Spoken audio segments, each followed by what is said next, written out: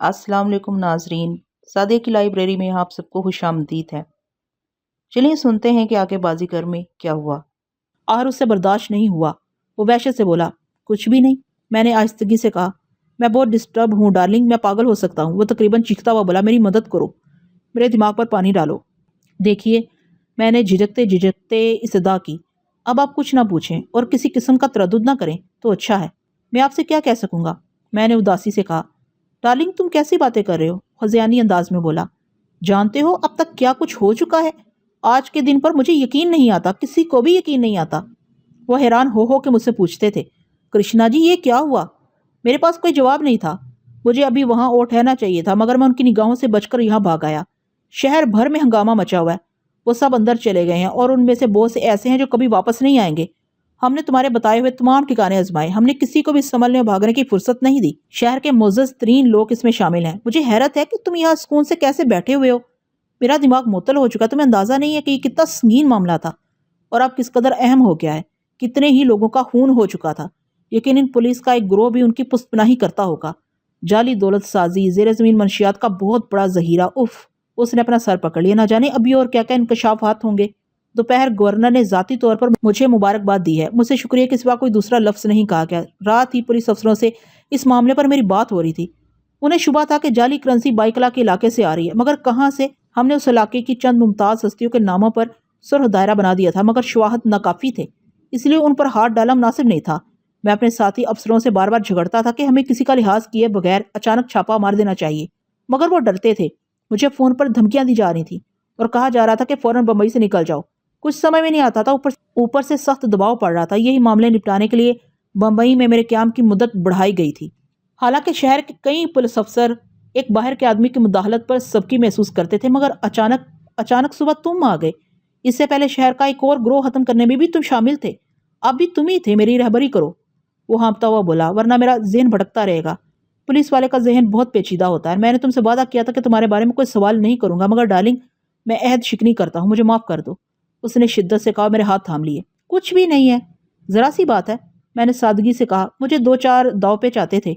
आपने रेल में खुद इसका मुजाहरा देखा है। इन्हें ऐसे आदमी की हमेशा जरूरत रहती है। मैं 16 दिन वहीं उनके साथ रहा और वापस आ गया। मुमकिन है उनके साथ 2-4 रोज और गुजारता अगर वो लड़की लेकर ना आ जाते। इस तरह मेरा फौरन निकलना जरूरी हो गया। उस वक्त तक मैं आपको बताने के लिए उनके बारे में हासी मालूमात हासिल कर चुका था। मगर मगर क्यों, तुम वहां क्यों गए थे? वह जज्बस होकर बोला, आप परेशान जो थे। मैंने फोन पर आपकी गुफ्तगू सुन ली थी। उस दिन मीटिंग में आप लोग इस मामले पर बुलंद आवाज में बातें कर रहे थे। मैंने सोचा एक कोशिश करके देखूं, मगर वहां ज्यादा दिन लग गए। वैसे भी मैं एक बेकार आदमी था, खाली बैठे रहने से कोई काम कर लेना ही ठीक था। मगर ये काम? वो दहशत से बोला, तुमने मुझसे क्यों नहीं पूछा? मैं 16 दिन परेशान होता रहा। एक आध बार के बाद तुम्हारी कोई इतला ही नहीं मिली। मजबूरी थी, मैंने मुत्तसर जवाब दिया। मगर तुम इतनी जल्दी वहां कबूल कैसे कर लिए गए? शायद मेरी सूरत ही ऐसी है, मैंने झुंझलाकर जवाब दिया। मैं उन्हें अपनी ही बरादरी का कोई आदमी नजर आया होगा। खुद मैंने भी उन्हें यही जताने की कोशिश की थी। जब मैंने उनके 2-4 आदमियों को जमीन पर बिठा दिया तो उन्हें मेरी जरूरत का एहसास हुआ। लेकिन अब मैं यहाँ आ गया हूँ। राजकृष्णा के लब कुछ कहने के लिए फड़कते रह गए। मुझे अपने लहजे पर शर्मिंदगी होने लगी। मैंने जल्दी से कहा, अब मैं कहीं नहीं जाऊंगा, यहीं रहूंगा। मेरे इसरार पर वो थके हुए अंदाज में उठ गया और नहा धोकर किसी कदर तरोताजा नजर आने लगा। फिर भी उसकी भौहों के दरमियान की जगह सुकड़ी हुई थी। कुछ ही देर बाद पुलिस अफसरान आ गए। उन सब के चेहरे तिमतमा रहे थे। उन्होंने सुबह मुझे राजकृष्णा के साथ मस्ताना के अड्डे पर सरगर्म देखा था। मैं लड़की को उनके सामने उठाकर नीचे लाया था। बात छुपी नहीं रह सकती थी। मुमकिन है मस्ताना उसके आदमियों ने बासपुर के दौरान में मुझे बुरा भला कहा हो। हर चंद राजकृष्णा ने मस्ताना उसके साथियों को यह तासुर देने की एहतियात की थी जैसे मैं भी उनके साथ फंस गया हूँ। हवालात में भी इन्हें एक दूसरे से अलग रखा गया था। मेरी ख्वाहिश पर सबसे पहले लड़की बाजियाब की गई थी ताकि उसे किसी किस्म की जिक पहुंचने का एहतमाल ना रहे, मगर राजकृष्णा की यह एहतियात बेमानी थी।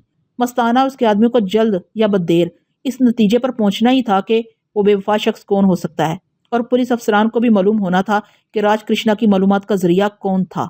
वो सब मेरे इर्द गिर्द बैठ गए। उनकी ख्वाहिश राजकृष्णा की तवक्का से मुख्तलिफ नहीं थी। मैंने बहुत दिलचस्प बातें सुनाऊंगा, मगर मैं अपने कमरे में चला आया। फोन की घंटी बार बार बजती रही और राजकृष्णा के बंगले पर रात को तिल धरने की जगह नहीं रही। मालूम होता था कि ये घर नहीं है, कोतवाली है। नाश्ते की मेज पर सुबह के अखबारात रखे हुए थे, तमाम के तमाम अंग्रेजी के थे। मैंने जानबूझकर हाथ नहीं लगाया। राजकृष्णा सर झुकाए ने पढ़ता रहा। नाश्ते के फौरन बाद वो जल्द आने का वादा करके चला गया। मैंने अखबारात देखने शुरू किए। अखबारों ने जो कहानियां लिखी थी उनमें बहुत सी मेरे लिए भी नहीं थी। اخبارات نے شہر کی ان شخصیتوں کے نام چھاپنے سے گریز کیا تھا جنہیں آگے پیچھے گرفتار کیا گیا تھا، لیکن رویداد پوری چھاپی تھی۔ کہاں کہاں کیا کیا ملا، سکوں کی ڈھلائی، نوٹوں کی چھپائی، شراب اور دیگر منشیات وغیرہ کا ذخیرہ۔ جہاں جہاں یہ ذکر تھا وہاں ہر جگہ راج کرشنا کا نام موجود تھا۔ اس کی تعریف میں بڑی بڑی باتیں لکھی گئی تھیں۔ اس نے اب تک کتنے گروہوں کو اریاں کیا اور پولیس میں ان کی خدمات کا کتنا بڑا ریکارڈ ہے۔ ایک اخبار نے ایک سچا پولیس مین کے عنوان سے راج کرشنا پر مختصر مضمون بھی چھاپا تھا۔ اس کے بارے میں اگلے پچھلے اتنے بہت سے واقعات پڑھ کر مجھے کمر میں حبس سا محسوس ہوا۔ یہ تو 2 واقعات تھے جو میرے سامنے پیش آئے۔ اس سے پہلے راج کرشنا کی پوری زندگی جرم کشی میں گزری تھی۔ مجرموں کے لیے اس کا نام تعزیانہ تھا۔ اگر کسی موقع پر راج کرشنا کو یہ معلوم ہو گیا کہ اس کے ساتھ رہنے والا آدمی بھی 3 قتل کرنے کے الزام میں 7 سال جیل میں گزار کر آیا ہے اور یہ سزا کاٹنے کے بعد بھی اس نے بس نہیں کیا بلکہ بدھ گیا میں ایک شخص کو چھرا مار کر ختم کر دیا، کلکتے میں چاند میاں اور موجدار جیسے بدماشوں کو چاقو مار کے ہلاک کر دیا، اور اس کا تعلق کلکتے کے مشہور آدمی وٹھل سے رہا ہے، اس کی بہن کوٹھے پر ناچتی تھی اور اس کے باقی گھر والوں کا کچھ اتا پتہ نہیں ہے، وہ 16-17 سال کی عمر میں ایک کم سن لڑکی کو گھر سے لے کر فرار ہو گیا تھا۔ اگر راج کرشنا کو یہ ساری باتیں یا ان میں سے کوئی ایک بات معلوم ہو جائے تو اس کے ذہن پر کیا اثر ہوگا؟ اگر وہ میرا خیال کرے گا تو اس کے اصول مجروح ہوں گے۔ اتنی عمر سچائی کی گزارنے کے بعد اسے جھوٹ بولنا، جھوٹ سہنا پڑے گا۔ میں نے پہلے ٹھیک فیصلہ کیا تھا، مجھے یہاں سے چلا جانا چاہیے۔ اب بھی کچھ نہیں بگڑا۔ میں خود وضاحت بھی نہیں کر سکوں گا کہ یہ سب کچھ مجھ سے کیوں ہو گیا۔ مجھ سے صرف ایک غلطی ہوئی تھی، میں نے ابا جان اور امی پر شبہ کیا کہ وہ کورا کو کہیں باہر نہ نکال دیں، اس لیے میں کورا کو وہاں سے لے کر چلا آیا تھا۔ اگر میں وہیں بیٹھا ان سے لڑتا رہتا تو شاید وہ میری بات مان لیتے اور کورا کو گھر میں رکھنے کے لیے آمادہ ہو جاتے، مگر وہ کیسے رکھتے؟ میں نے کیا غلطی کی؟ جب تک کورا رہی اسے اوپر چھت پر بنے ایک کمرے میں بند رکھا گیا تھا تاکہ محلے والے اسے دیکھ نہ سکیں۔ اسے رشتہ داروں اور محلے والوں سے کب تک چھپا کے رکھا جا سکتا تھا؟ ایک نہ ایک دن تو اس کا راز فاش ہونا ہی تھا۔ میں اسے غلطی نہیں کہتا کہ مجھے کورا کا خیال ترک کر دینا چاہیے تھا۔ میں اسے بدھ گیا چھوڑ آتا یا ابا جان کی خواہش پر تھانے میں رپورٹ درج کرا دی جاتی، میں مر جاتا، مگر مجھ سے یہ کبھی نہ ہوتا۔ سو جو کچھ ہوا اس میں میری مرضی کہاں شامل تھی؟ میں نے قلم اٹھایا اور کاغذ پر راج کرشنا کے نام خط لکھنا شروع کیا۔ کوئی لقب سمجھ میں نہیں آیا۔ میں قلم ہاتھ میں رکھے رکھے سوچتا رہا۔ میرے جی میں آیا کہ آڑی ترچھی لکیریں کھینچ کے نیچے اپنا نام لکھ دوں، مگر کون سا نام؟ بابر لکھوں، ظہیر ہاں لکھوں، لاڈلا لکھوں، فقیرہ لکھوں، سکندرہ لکھوں، شہزادہ لکھوں، یا کیا لکھوں؟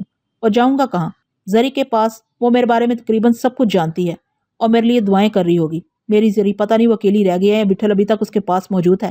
میں زری کے پاس جا کے ہاتھ جوڑ کے کھڑا ہو جاؤں گا، مگر وہ جب سامنے آتی ہے تو کورا کی یاد آتی ہے اور دل ہولنے لگتا ہے۔ تو جب تک بن رہی ہے راج کرشنا کے پاس ہی کیوں نہ ٹھہرا رہوں۔ فہمیدہ کے پیر میں گھنگرو دیکھ لیے، اس کے حسن کے بارے میں تماش بینوں کے تبصرے سن لیے، تو اب راج کرشنا کی آنکھیں دیکھنے اور باتیں سننے سے کیا اثر پڑتا ہے؟ شام کو گھر واپس آ کے راج کرشنا اس کی معذرت کرنے لگا کہ مجھے دن بھر تنہا گھر میں رہنا پڑا اور وہ مجھے حیریت کا فون بھی نہ کر سکا۔ وہ کچھ مطمئن خوش لگ رہا تھا۔ میں نے اس کے خیال سے اپنے چہرے پر جبری خوشی طاری کی۔ اس نے مجھے فی الفور لباس تبدیل کرنے کی ہدایت کی۔ وہ میرے لیے نئے سوٹ لے کر آیا تھا جس کے ناپ پہلے دن درزی نے لے لیے تھے۔ میری ٹائی کی گرا اس نے خود اپنے ہاتھ سے درست کی۔ جدید وضع کے اس لباس میں اپنے آپ کو اجنبی محسوس ہو رہا تھا، ایک دم فرسٹ کلاس۔ وہ مجھے سرتپا گھورتے ہوئے بے سختہ بولا، اے جنٹل مین پرفارمنس۔ وہ گفتگو میں بار بار انگریزی بولنے لگتا تھا، پھر اسے میرا خیال آتا تھا تو فوراً زبان بدل دیتا تھا۔ ہماری گاڑی جس دروازے سے اندر داخل ہوئی اس کے چاروں طرف سبزہ ہی سبزہ تھا۔ خاصی دور جا کے شاہی محلات کے طرز کی ایک شاندار عمارت بنی ہوئی تھی۔ مجھے راج کرشنا کے ساتھ قدم ملانے میں دشواری ہوئی۔ وہ ایک ایک قدم ناپ تول کے اٹھا رہا تھا۔ میں نے بھی اس کی نقل کرنے کی کوشش کی۔ پگڑی والے ایک دربان نے جھک کے راج کرشنا کو سلام کیا، مجھے بھی کیا۔ میرے ہاتھ خود بخود مسافے کے لیے اٹھ گئے، پھر ٹھٹک کے رہ گئے۔ راج کرشنا بے نیازی سے آگے بڑھ گیا تھا۔ میں بھی تیز قدموں سے اس کے برابر ہو گیا۔ ہم ایک ہال میں داخل ہوئے، وہاں دھیما دھیما سا شور تھا، عورتیں مردوں کے ساتھ بیٹھی تھیں۔ راج کرشنا کی آمد پر ہال میں ایک سناٹا چھا گیا۔ پھر کئی لوگ اس کی طرف دوڑ پڑے اور زور زور سے مسافے کرنے لگے۔ کسی نے اس کا بازو پکڑا، کسی نے اسے گلے لگایا۔ راج کرشنا مہذب انداز میں سب کا شکریہ ادا کرتا رہا۔ میں بھی اس ہجوم میں اس کے ساتھ تھا۔ میرا چھوٹا بھائی ظہیر ہاں، اس نے لوگوں کی توجہ میری طرف مبذول کرائی۔ لوگوں کی آنکھوں میں حیرت ابل پڑی۔ آپ کا بھائی؟ کسی نے تعجب سے پوچھا۔ راج کرشنا نے سر اٹھا کر کہا، ہاں میرا بھائی، میرا دوست، میرا بیٹا۔ لوگ مسکرا کر خاموش ہو گئے۔ پھر اچانک کسی نے زور سے میرا بازو پکڑ لیا۔ میرے جسم میں ایک سرد لہر دوڑ گئی۔ میں نے پیچھے مڑ کر دیکھا، وہ کوئی اور نہیں تھا، رستم جی تھے۔ وہی رستم جی جو پہلے دن ریستوراں میں ملے تھے۔ ان کے ساتھ ان کی بیٹی بھی تھی۔ میں نورین ہوں، اس نے شوخی سے کہا۔ مجھے آپ کا نام معلوم ہے، میں نے سر پٹا کے جواب دیا۔ ہاں، وہ جلملاتی ہوئی نظروں سے بولی۔ میں سمجھی کہ آپ میرا نام بھول گئے ہوں گے۔ آپ دونوں کو اس دن کے بعد آج دیکھا ہے، فرصت ہی نہیں ملی، میں نے لفظ چبا چبا کے کہا۔ پاپا بتا رہے تھے کل آپ لوگوں نے بڑے بڑے مجرم پکڑے ہیں، دیو جیسے۔ مجھے تو کپ کپی آ گئی۔ پاپا نے مجھے اخبار بھی دیا تھا، مگر مجھ سے پڑھا نہیں گیا۔ میں نے نہیں، کرشنا جی نے پکڑے ہیں۔ ایک ہی بات ہے، وہ بے پرواہی سے بولی۔ دو باتیں ہیں، میں نے تل ملا کے کہا۔ چلیے دو صحیح۔ اس کے چھوٹے چھوٹے دانت کھلکھلا پڑے۔ راج کرشنا لوگوں کے درمیان اس قدر گھر چکا تھا کہ میری طرف توجہ نہیں دے سکا۔ وہاں زیادہ تر انگریزی بولی جا رہی تھی، میں وہاں کے طور طریق سے بالکل ناشنا تھا۔ جب نورین نے مجھے اپنی میز پر لے جانے کے لیے میرا ہاتھ تھاما تو میں نے اپنا ہاتھ چھڑا لیا۔ اتنے بہت سے لوگوں کے درمیان کسی اجنبی لڑکی کا ہاتھ تھام کے گھومنا پھرنا میرے لیے عجیب سی بات تھی، مگر وہاں مردوں اور عورتوں میں ایسا کوئی تکلف نظر نہیں آ رہا تھا۔ مجھے اپنی بد تہذیبی کا احساس ہوا۔ میں نے چھپٹ کر اس کا ہاتھ تھام لیا اور اس کے ساتھ جا کر ایک خالی میز پر بیٹھ گیا۔ کچھ کھیلیں گے؟ اس نے مجھے متجسس نگاہوں سے دیکھتے ہوئے کہا۔ نہیں، مجھے کھیلوں سے کوئی دلچسپی نہیں ہے۔ تو پھر کن چیزوں سے دلچسپی ہے آپ کو؟ میں اس کے سوال کا جواب فوراً نہیں دے سکا۔ کسی چیز سے نہیں۔ کسی نہ کسی چیز سے تو ہوگی۔ نہیں، یعنی دنیا میں کوئی چیز نہیں ہے جس سے آپ کو دلچسپی ہو؟ ہاں، میں نے سوچتے ہوئے کہا، کسی چیز سے نہیں۔ حیرت ہے، وہ مجھے غور سے دیکھنے لگی۔ آپ کو کھانے کون کون سے پسند ہیں؟ جو مل جائے۔ ویسے مجھے میٹھے چاول بہت پسند ہیں۔ میٹھے چاول؟ وہ ہنس پڑی۔ اور لباس کون سا؟ سبھی، میں نے اکتا کے کہا۔ آپ ایسے سوال کیوں کر رہی ہیں؟ پھر ہم کیا باتیں کریں؟ وہ چونک کے بولی۔ میں نہیں جانتا، میں نے بے دلی سے کہا۔ اس نے اپنے شانے اچکائے۔ کیا میں اچھی باتیں نہیں کرتی؟ نہیں، میں نے تیزی سے کہا، آپ کی آواز بہت اچھی ہے، آپ باتیں بھی اچھی کرتی ہیں، مگر میری طبیعت کچھ ٹھیک نہیں ہے۔ کیا بات ہے؟ اس نے اپنے ہاتھ سے میری کلائی چھوتے ہوئے کہا۔ ٹیمپریچر تو نارمل ہے۔ اس کے چہرے سے گھبراہٹ دور ہوئی۔ آپ کو اپنی زمینیں یاد آ رہی ہوں گی، سب کھلا ہی کھلا، ہریالی ہی ہریالی، ایسا ہی ہے نا؟ ہاں، میں نے سر ہلا کے کہا۔ اور آپ کو کرشنا جی روکے ہوئے ہوں گے؟ اچھا ہے، مجھ سے ملیں گے تو میں کہوں گی آپ کو ابھی اور روکیں۔ کیوں؟ آپ کو کیا مزہ آئے گا؟ پھر آپ بہت دنوں بعد جب اپنے گھر جائیں گے تو آپ کو اپنی پرانی چیزیں نہیں معلوم ہوں گی اور آپ پہلے سے زیادہ سکون محسوس کریں گے۔ ہاں، میں نے مایوسی سے کہا۔ آپ کچھ اداس رہتے ہیں۔ نہیں تو، میں نے سیدھے ہو کر کہا۔ باتیں بھی کم کرتے ہیں۔ حالانکہ اس دن کرشنا جی کہہ رہے تھے کہ آپ جب باتوں پر آتے ہیں تو سب کو خاموش کر دیتے ہیں۔ آپ کا موڈ بھلا کب ایسا ہوتا ہے؟ موڈ کا پتہ کسے ہوتا ہے؟ اگر آپ کا جی گھبرایا کرے تو آپ ہماری طرف آ جایا کیجیے۔ پاپا کی کشتیاں سمندر میں چلتی ہیں، ان کے 2 جہاز بھی ہیں۔ جب ادھر ساحل پر ہوتے ہیں تو ہم چند روز وہیں رہتے ہیں۔ اب جہاز آنے ہی والا ہے، اس بار آپ بھی ساتھ چلیے گا۔ ہم ساحل سے بہت دور رہیں گے، ہے نا؟ کیسا پروگرام رہے گا؟ بہت اچھا رہے گا۔ میں نے بھی ابھی یہ کہا ہی تھا کہ راج کرشنا ہماری طرف آ گیا۔ اس نے مجھے نورین کے ساتھ اس طرح بیٹھے دیکھ کر میرے متعلق کیا خیال کیا ہوگا، یہ سوچ کر مجھے چھینپ آنے لگی۔ شکریہ نورین، تم نے ان کا خیال رکھا، کرشنا نے کہا۔ اس کی آواز موسیقی کے شور میں دب گئی۔ ہال کے کونے میں بینڈ باجے والوں نے ساز بجانا شروع کر دیا تھا۔ میں نے دیکھا بہت سی عورتیں اور مرد ہال کی خالی جگہ اکٹھے ہو گئے ہیں۔ پھر دیکھتے ہی دیکھتے انہوں نے ایک دوسرے کی کمر میں ہاتھ ڈال کر ناچنا شروع کر دیا۔ میری آنکھیں پھیل گئی۔ میں نے کتابوں میں پڑھا تو تھا کہ لوگ اس انداز سے رقص کرتے ہیں۔ آئیے میرے ساتھ رقص کیجیے، نورین نے اشتیاق سے کہا۔ تم آج کیوں رقص کر رہی ہو؟ رقص تو روز ہوتا ہے اور تم گمسم بیٹھی رہتی ہو۔ آج کیا بات ہے؟ کرشنا نے مسکراتے ہوئے پوچھا۔ آج؟ وہ سوچتے ہوئے بولی، بس آج ہی 4 ہے۔ آؤ۔ اس نے میری جانب ہاتھ پھیلایا۔ میں نے بیچارگی سے راج کرشنا کو دیکھا۔ میرے ساتھ آؤ، کرشنا نے اس کی کمر پر ہاتھ رکھتے ہوئے کہا، اور وہ دونوں ایک دوسرے سے باتیں کرتے ہوئے ادھر سے ادھر تھرکنے لگے۔ میری آنکھیں کھلی کی کھلی رہ گئی۔ وہ یقیناً میرے بارے میں باتیں کر رہے ہوں گے۔ سازندے دھن بدلتے تو کبھی رقص میں تیزی آ جاتی، کبھی مندی۔ مرد عورتیں بدل دیتے اور عورتیں مرد بدل دیتی، لیکن یہ سب سنجیدہ تھے، بہت شائستہ۔ کسی نے کسی کے ساتھ کوئی اوچھی بات نہیں کی، نہ کوئی فکرہ کسا، نہ سیٹی بجائی۔ شوہی جان اور شپارہ وغیرہ کے رقص کے دوران میں جو باتیں ہوا کرتی تھی وہ میں نے بھی سنی تھی۔ رقص کے بعد کھانے کی میزوں پر کھانا چن دیا گیا۔ مجھے بہت حیرت ہوئی کہ ایک ہوش پوش ادھیڑ عمر شخص نے کھانے سے پہلے انگریزی میں اعلان کیا کہ کلب کے معزز ارکان کی خواہش کے مطابق آج کی رات کلب کے ریکارڈ میں مسٹر راج کرشنا کی رات کے طور پر درج کی جائے گی۔ کلب کے معزز ارکان کی درخواست ہے کہ مسٹر راج کرشنا کرسی پر تشریف لائیں۔ اعلان کرنے والے نے سلسلہ کلام جاری رکھا۔ مسٹر راج کرشنا نے اس شہر کے لیے جو خدمات انجام دی ہیں، یہ کلب کی طرف سے ان کے اعتراف کا ایک حقیر اظہار ہے۔ اس سلسلے میں کلب مسٹر راج کرشنا کے اعزاز میں ایک رسمی تقریب منعقد کرنے کا ارادہ رکھتا ہے۔ تقریب کا اعلان جلد ہی کر دیا جائے گا۔ تمام بہترین خواہشات راج کرشنا صاحب کے لیے۔ بمبئی کے معززین انہیں خلوص دل سے مبارکباد پیش کرتے ہیں۔ ایک بار پھر ہر طرف تالیاں بجنے لگیں۔ نورین میرے پاس ہی بیٹھی تھی۔ وہ جوشیلے لہجے میں بولی، کلب میں یہ اعزاز بہت دنوں بعد کسی کو ملا ہے۔ راج کرشنا آنکھیں بند کیے سر جھکائے ہمارے پاس ہی بیٹھا ہوا تھا۔ نورین نے اسے ٹوکا کہ اس کے لیے شہ کرسی خالی پڑی ہے اور سب لوگ منتظر ہیں۔ باقی سب لوگ منتظر تھے۔ راج کرشنا سے دوبارہ بآواز بلند درخواست کی گئی۔ راج کرشنا جھجکتا ہوا اٹھا اور آہستہ قدموں سے شہ کرسی پر جا کر بیٹھ گیا۔ میرا جی چاہا کہ کھڑے ہو کر تالیاں بجاؤں۔ میں کھڑا ہو گیا اور زور زور سے تالیاں بجانے لگا۔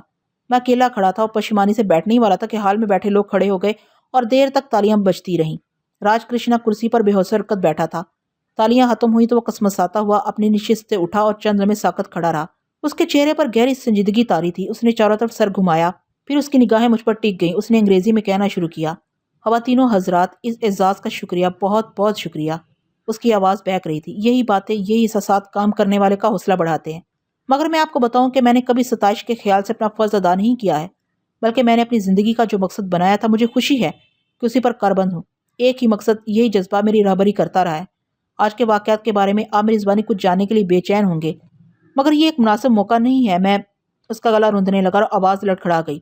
آج کے واقعات کے لیے آپ نے مجھے جس اعزاز سے نوازا ہے، میں اصل میں اس کا مستحق نہیں ہوں۔ یہ کہہ کر وہ رک گیا اور حال میں بنبناٹ ہوئی۔ سب ٹکٹکی باندھے راج کرشنا کو دیکھ رہے تھے۔ میرے جسم میں خون جم گیا تھا۔ کل کے واقعے کے تمام اعزاز کا مستحق میرا عزیز ظہیر ہاں ہے، وہ وجیح اور دلکش نوجوان جو پہلی قطار میں منہ چھپائے بیٹھا ہے۔ یہ سب اسی کا کرشمہ ہے۔ میں آپ کو تفصیل نہیں بتاؤں گا، اور نہ آپ برائے مہربانی تفصیل پوچھنے کے لیے اصرار کریں۔ اس شیخ کرسی پر بیٹھنے کا سزاوار ظہیر ہاں ہی ہے۔ میں اس کے لیے اپنی نشست خالی کرتا ہوں کہ پہلے تو حال جیسے سارے لوگوں کی آوازوں سے محروم ہو گیا، پھر فقطاً ایک شور گونجا۔ نورین بے طرح مجھے جھنجھوڑنے لگی۔ مجھے پسینہ آنے لگا۔ سب سے مشکل مجھے اپنا رویہ متعین کرنے میں پیش آئی۔ عقل جواب دینے لگی۔ اس موقع پر کس تاثر کا اظہار کرنا ہے؟ اصولاً راج کرشنا کو یہ تاثر دینا چاہیے تھا کہ اس نے میرے بارے میں جو کہا ہے وہ میں نے انگریزی میں ناواقفیت کے سبب سے سنا نہیں۔ اگر میں اسی طرح بت بنا بیٹھا رہتا تو ان پڑھے لکھے معزز لوگوں کے سامنے راج کرشنا کی توہین ہوتی کہ وہ اپنے جس عزیز کو اتنی عزت دے رہا ہے وہ ایک جاہل شخص ہے۔ میرا دل جھٹکے کھانے لگا اور جسم کی تمام طاقت خاک ہونے لگی۔ مجھے ایسا لگا جیسے میں مٹی کا پتلا ہوں اور اب بھی ریزہ ریزہ ہو جاؤں گا۔ خوش قسمتی سے میری یہ گنگ کیفیت انکسار پر محمول کی گئی۔ ہر طرف سے آوازیں آنے لگی۔ پھر راج کرشنا ہی نے میرے اوسان بحال کیے۔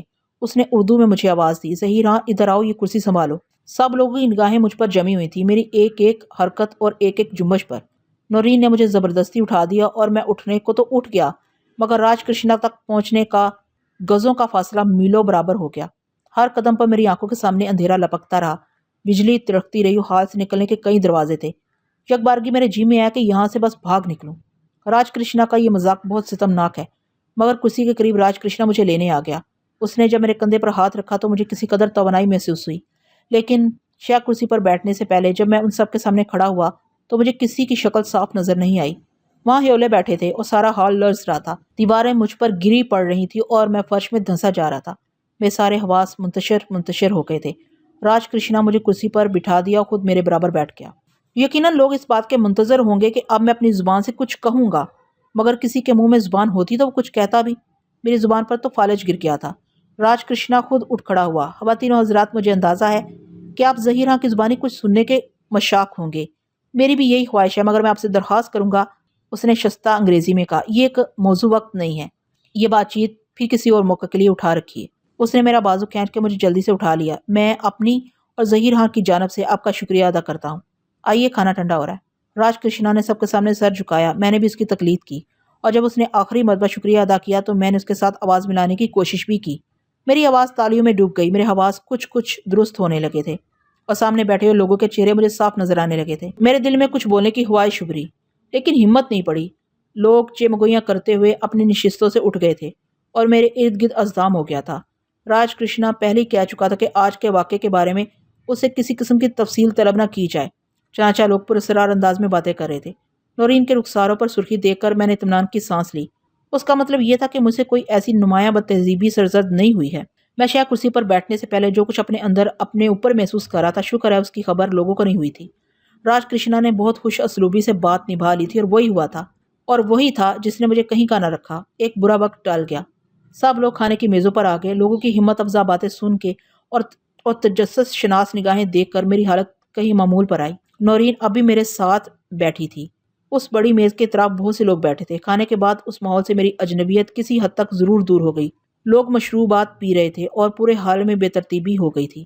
سازندوں نے پھر ساز بجانے شروع کر دیے تھے۔ کئی عورتیں اور کئی مرد پھر ناچنے لگے تھے، بہت آہستہ آہستہ، جیسے فرش پر رینگ رہے ہوں یا کھڑے کھڑے سو گئے ہوں۔ راج کرشنا نے مجھے چپکے سے پوچھا، کہو تو چلتے ہیں؟ ہاں، میں نے تیزی سے کہا، چلیے، وقت بھی بہت ہو گیا ہے۔ اپنے پاس بیٹھے ہوئے مردوں اور عورتوں سے راج کرشنا نے مصروفیت کا عذر کر کے جانے کی اجازت چاہی۔ نورین کہنے لگی کہ مجھے وہ یہیں چھوڑ جائے، پھر رات کو کسی وقت مجھے گھر پہنچا دے گی۔ راج کرشنا نے اس کی فرمائش مسترد کر دی۔ نورین کا چہرہ بجھ گیا۔ وہ ہمیں دروازے تک رخصت کرنے کے لیے ہمارے ساتھ آئی۔ جن جن میزوں کے درمیان سے ہم گزرے وہاں بیٹھے لوگ کھڑے ہو گئے، مگر آخری میز سے پہلے والی میز سے گزرتے وقت مجھ سے آگے نہیں بڑھا گیا۔ وہ 30-35 سال کی ایک صحت مند، خوبصورت اور خوش لباس عورت تھی، جو اپنی کرسی سے اٹھ کے ہمیں وداع کرنے کے لیے کھڑی ہو گئی تھی۔ پہلے اس نے دونوں ہاتھ جوڑ کر راج کرشنا کو پرنام کیا، پھر مجھے۔ میں اسے دیکھتا رہ گیا، اپنی جانب میری نگاہ اور ارتقاء سے اس کی پلکیں مرتعش ہو گئیں۔ اس نے جلدی سے اپنی ساڑی درست کی، اس کا بدن سمٹنے لگا، مگر میری نگاہ متزلزل نہیں ہوئی۔ راج کرشنا نے بھی میرا یہ انہماک دیکھ لیا تھا۔ اس نے آگے بڑھنے کی بجائے اور سے باتیں شروع کر دیں۔ اس طرح عورت راج کرشنا کی جانب متوجہ ہو گئی اور مجھے اس کو غور سے دیکھنے کا موقع مل گیا۔ جب نورین نے مجھے آگے کی طرف کھینچا تو مجھے اپنی بے خیالی کا احساس ہوا اور میں ندامت سے آگے بڑھ گیا۔ میرے چلتے ہی راج کرشنا نے بھی اس عورت سے باتیں بند کر دی اور ہمارے پاس آ گیا۔